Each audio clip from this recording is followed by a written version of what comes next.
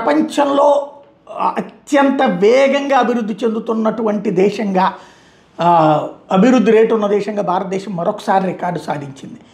ఇప్పుడు జిఎస్టీ 2 స్లాబులు తగ్గిస్తే కూడా ఆదాయం పెరిగినటువంటిది ఒక ఎత్తు అయితే, ఫాస్టెస్ట్ గ్రోయింగ్ ఎకానమీస్ ఇన్ 2026 ఈ డేటాలో ప్రధానంగా భారతదేశాన్ని ప్రొజెక్ట్ చేసుకొచ్చారు.